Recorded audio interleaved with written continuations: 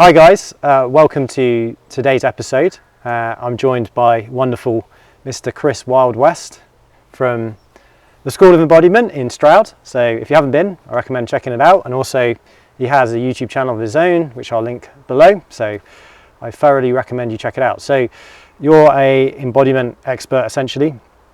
So I thought it would be cool if you just give 5 general tips to maybe beginners who are new to what this concept of embodiment is. So yeah, I'll let you take it away really. Cool, thank you for the introduction.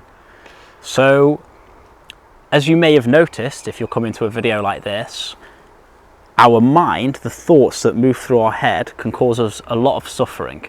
In fact, all or most psychological suffering is caused from our attention being up in the mind, feeding these thoughts in the mind. So the first thing I would recommend if you want to become more embodied is to bring attention away from that mind and into the body. It's attention which fuels the thinking in the mind and keeps us up here. So quite simply, you can place attention back down in the body. And I would start with your hands. Right now, if you place your hands up like this, what can you feel within your hands? Maybe I'll ask you, what can you feel in your hands? Tingling sensations. Okay, so what happens if you give a little bit more attention to that tingling sensation? It becomes a little bit more pleasant. More pleasant? And can you feel that tingling sensation in your legs? Mm-hmm. Yep. Arms? Yep. Belly? Affirmative. And what about the whole body from the neck down? If you just fill your body with your attention, feel your body from within, allow it to become more alive within your experience. What's that like? Feels great. Feels very peaceful. And so in placing attention in the body, your attention comes out of that thinking, and what that can do is it slows the thinking down and it makes you become more present. So by you simply doing that for a few moments, there's been a shift in your state of consciousness. Agreed. You've gone from being head-based to body-based. So the first tip is simply bring attention into the body. Shall I do 4 more, as we said 5? Yeah. Might be a little bit long, but... Maybe you can do 2 more if you want. Okay, so we'll make it 3. I'll do 2 more. So the second one would be, another reason people come to videos like this is because our emotions cause us suffering. So an emotion comes up and that emotion has a certain energy within it. There's a contraction of energy in that emotion, and it's that contraction of energy in the emotion which actually, again, pushes attention up into thinking. And that thinking then feeds the emotion. So if there's an emotion of fear or anxiety, that fear and anxiety creates fearful thoughts. Those fearful thoughts create anxious feelings. Those anxious feelings create fearful thoughts, and boom, there's a vicious cycle of thinking, feeling happens within your mind.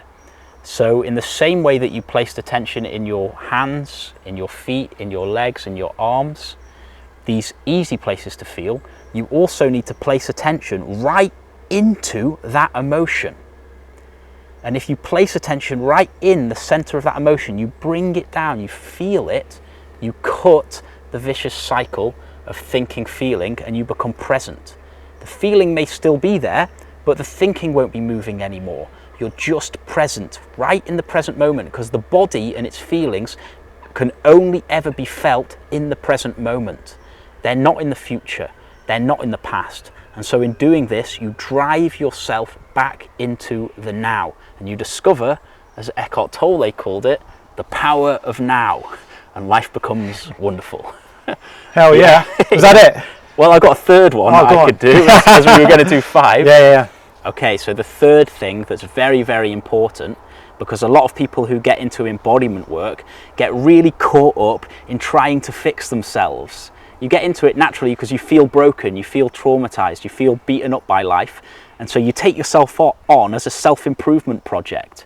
And although that is good to a certain degree, you can get caught up into it, and it can just keep you caught in a little bit of a suffering loop again, which is what we're trying to avoid. So what you really need to do whenever you're practicing any healing practices is, as well as doing the healing work, which is wonderful, is to discover something within your experience which does not need to heal. Something within your experience which has never been broken. So right now I could ask Dom, is there anything in your experience which is okay? Yeah. Which is quiet and at peace? Yes. And did you have to create that? Luckily, no. You didn't have to create it. Could you have created it? It's always been there. It's natural to us. The natural state of mind is peace, is quiet. On top of that, a load of busy noise can happen, but you never lose the natural peace that you are. So it's really important to place attention on this peace. And if there's a lot of noise, you might just feel it a tiny, tiny bit, a tiny little bit of peace. And you may experience that as quiet, gentleness, something soft in your experience. And place attention there. Nurture that within your experience. Because then, whilst you're on your healing journey, at least you can be okay within it. At least you're not completely suffering. You may be processing emotions and feelings, but at the same time, something within you is at peace and in joy. So yeah, they would be my top 3 tips for beginners embodiment. And there's plenty more. Amazing. Thank you, Yeah. sir. That's really, really good. I Thank you. appreciate it. Cheers. Yeah, no worries.